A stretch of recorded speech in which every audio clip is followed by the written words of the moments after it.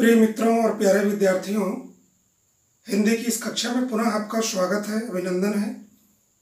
पिछली कक्षा में हमने संत धर्मदास के जीवन और साहित्य के संबंध में अति संक्षिप्त परिचय लिया और उनके एक पद गुरुपैया लागांव नाम लखा दीजो की व्याख्या की, उसके भाव सौंदर्य को देखने की कोशिश की। इस कक्षा में हम उनके दूसरे पद की व्याख्या कर रहे हैं, नैनन आगे ख्याल घनेरा। पहले हम इस पद का पाठ करेंगे और उसके बाद फिर इसके भाव सौंदर्य को देखने की कोशिश करेंगे। नैनन आगे ख्याल घनेरा, नैनन आगे ख्याल घनेरा, जही कारण जग डोलत भर में, सो साहेब घट लीन बसेरा। नैनन आगे ख्याल घनेरा, नैनन आगे ख्याल घनेरा। का संझा का प्रात सवेरा, जहाँ देखूं तहाँ साहेब मेरा। अर्ध उर्ध बिच लगन लगी है, साहेब घट माँ कर लीन डेरा। साहेब कबीर एक माला दीना, साहेब कबीर एक माला दीना। धर्मदास घट ही बिच फेरा, नैनन आगे ख्याल घनेरा, नैनन आगे ख्याल घनेरा।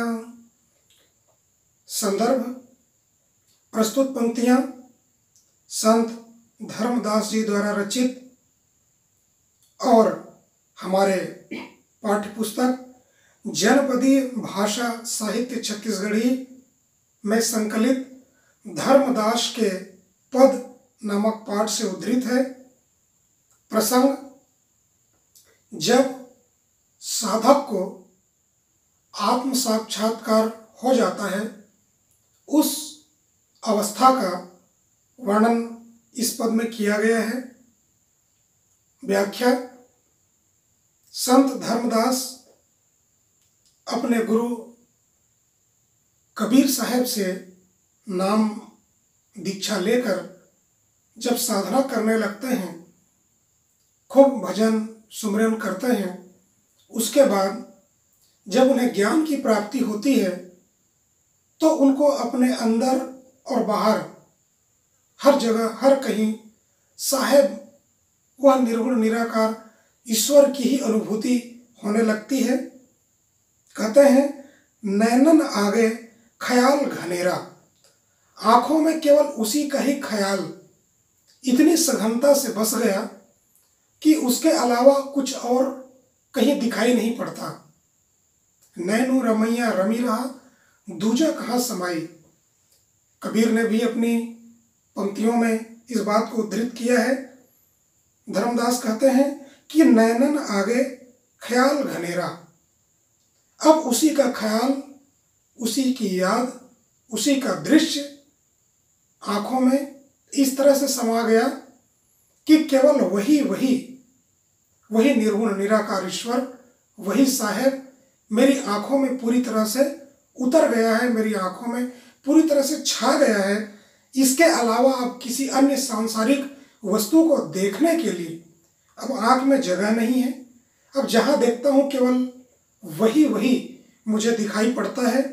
यही कारण जग डोलत भर में, जिस ईश्वर को, जिस परमात्मा को, जिस साहेब को पाने के लिए यह संसार भ्रम में पड़कर इधर उधर भटकता फिरता है, सो साहेब घट लीन बसेरा, उसी साहेब ने, उसी परमात्मा ने, उसी निर्गुण निराकार ईश्वर ने मेरे अंदर बसेरा कर लिया है। मेरे इस शरीर के अंदर वो निवास करने लगा है। जिस ईश्वर को ढूंढने के लिए लोग बाहर बाहर भटक रहे हैं, वह खुद मेरे भीतर अब निवास कर रहा है। का संझा का प्रात सवेरा, अब समय का कोई बंधन नहीं है। सुबह, शाम, दोपहर, रात, जब चाहूं, जहां चाहूं, जिस समय चाहूं, मैं उस साहेब के दीदार कर सकता हूं। जहां देखूं तहां साहेब मेरा। मैं जब भी जिधर देखता हूं वहां मुझे अपना वह ईश्वर, अपना वह निर्गुण निराकार परमात्मा साहेब ही दिखाई पड़ता है। कबीर भी कहते हैं कि लाली मेरे लाल की, जित देखूं तित लाल। लाली देखन मैं गई, मैं भी हो गई लाल। अर्थात परमात्मा का रंग ऐसा रंग है कि उसके रंग में ये हमारी जीवात्मा रंग जाती है और हर जगह, हर कहीं हमें फिर वही वही खुदा, वही ईश्वर, वही निर्गुण निराकार परमात्मा हमें दिखाई पड़ने लगता है। किसी शायर ने क्या खूब कहा है कि दिल में बसी है तस्वीरें यार, जब चाही गर्दन झुकाई देख ली। जब खुदा, ईश्वर, परमात्मा हमारे ही अंदर बस गया तो फिर दूरी कहाँ रही, फिर समय का क्या बंधन, फिर अंदर भी वही, बाहर भी वही। ये साधना की परम सिद्ध अवस्था है, आत्म साक्षात्कार की परम अवस्था है।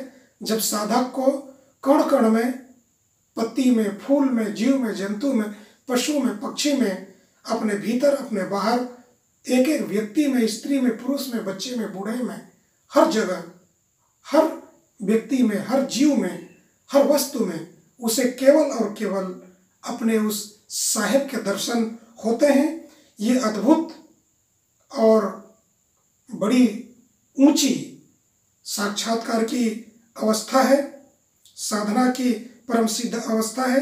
का संझा का प्रात सवेरा, जहाँ देखूं तहाँ साहेब मेरा। अब जब भी मैं चाहूं, सुबह शाम, जिधर भी मैं चाहूं, जिधर भी मैं देखूं, उधर मुझे मेरा वह निर्गुण निराकार ईश्वर ही दिखाई देता है। उसी की अनुभूति हर जगह पर मुझे होती है। धर्मदास कहते हैं कि अरध उरध बीच लगन लगी है। अरध यानी नीचे, उरध यानी ऊपर। ये अरध उरध क्या है? ये योग की भाषा है। अरध नीचे का चक्र, मूलाधार चक्र, और उरध सबसे ऊपर का चक्र, सहस्त्रार चक्र। सामान्यतः जब हम जीवन जीते हैं तो हमारी जीवन ऊर्जा बाहर की ओर बहती है, हम बहिर्मुखी होते हैं। हमारी चेतना, हमारी जीवन ऊर्जा पूरी की पूरी संसार की ओर, बाहर की ओर गति करती है। लेकिन जब हम साधना करते हैं, गुरु का सत्संग करते हैं, उस परमात्मा की याद में, भजन में, सुमिरन में जीने लगते हैं, तब हमारी चेतना ऊर्ध्वगामी होती है, अंतर्मुखी होती है। फिर हमारा ध्यान बाहर से हटकर अपनी तरफ लौट करके आता है। धर्मदास जी कहते हैं कि अरध उरध बीच लगन लगी है। अब तो मेरा ध्यान बाहर संसार की तरफ जाता ही नहीं। अब तो मेरी चेतना बाहर की तरफ प्रवाहित नहीं होती। अब मेरी चेतना मूलाधार से सहस्त्रार की ओर प्रवाहित होती है। अब इन चक्रों के बीच में ही मेरी चेतना गतिमान होती है। मेरी चेतना, मेरी जीवन ऊर्जा अब बाहर की ओर व्यर्थ नहीं बहती, बल्कि भीतर ऊर्ध्वगामी होती है, चेतना को ऊपर ले जाती है। साहेब घटमा कर लिंडेरा। और अब जब मेरी चेतना अपने भीतर गति करने लगी है, जब वह मूलाधार से सहस्त्रार की ओर ऊपर उठती है, तब मैं पाता हूं कि जीवन ऊर्जा के रूपांतरण से वह परम पिता परमात्मा, निर्गुण निराकार ईश्वर साहेब, वह मेरे अंदर ही है। जब जीवन ऊर्जा ऊर्ध्वगामी होती है, तब मैं पाता हूं कि वह निर्गुण निराकार ईश्वर मेरे भीतर निवास कर रहा है। इस बात का ज्ञान मुझे पहले नहीं था। इस बात का ज्ञान मुझे तब हुआ जब मेरी चेतना, मेरी जीवन ऊर्जा अंतर्मुखी, ऊर्ध्वगामी होने लगी। धर्मदास जी कहते हैं कि अब मेरी चेतना बाहर नहीं बहती, अब मेरी चेतना ऊर्ध्वगामी हो गई है और अब उस निर्गुण निराकार ईश्वर ने मेरे घट के भीतर में ही बसेरा कर लिया है, उसने डेरा जमा लिया है। साहेब कबीर एक माला दीन्हा। धर्मदास कहते हैं कि मेरे साहेब सदगुरु कबीर साहब ने एक माला मुझे दी। कौन सी माला दी? क्योंकि कर का मन का टार दे, मन का फेर, ये कबीर की शिक्षा है। तो उन्होंने कौन सी माला दी? सांसों की माला पे सिमरू में पी का नाम। ये सांसों की माला उन्होंने धर्मदास को दी और उस माला को धर्मदास घट ही बीच फेरा और धर्मदास ने उस माला को अपने घट के भीतर में ही फेरा, घट के भीतर ही उसको सुमिरन किया, घट के भीतर ही उसको भजा, उसको जपा, उसका सुमिरन किया। धर्मदास जी कहते हैं कि मेरे गुरु कबीर साहब ने एक माला मुझे दी, वो माला सांसों की माला थी। उस माला को मैंने अपने घट के भीतर में ही फेरा, निरंतर उस माला के साथ मैंने साधना की। कबीर भी कहते हैं कि खोजी होए तुरंत ही मिलिहाऊं, सब सांसन की सांस में मोको कहाँ ढूंढे रे बंदे, मैं तो तेरे पास में। अर्थात आत्म साक्षात्कार के लिए कबीर ने भी उस माला को दिया जो हमारे घट के भीतर सांसों के साथ संचालित होता है और उस माला को जपने से, उस माला को भजने से, उस नाम के सुमिरन से आज संत धर्मदास को अपने वास्तविक स्वरूप का ज्ञान हुआ, साथ ही उस निर्गुण निराकार साहेब के भी स्वरूप का ज्ञान हुआ। उनको अपने घट के अंदर और बाहर हर जगह उस निर्गुण निराकार ईश्वर साहेब की अनुभूति हो रही है। इन पंक्तियों में हम देखते हैं छत्तीसगढ़ी भाषा है, माधुर्य गुण है और साधक की परम सिद्ध अवस्था का वर्णन है। सिद्ध अवस्था कौन सी है? जब उनको न केवल अपना ज्ञान होता है बल्कि परम का भी ज्ञान हो जाता है, उस निर्गुण निराकार ईश्वर का भी उनको ज्ञान हो जाता है। ये परम अवस्था का यहाँ पर धर्मदास जी ने वर्णन किया है।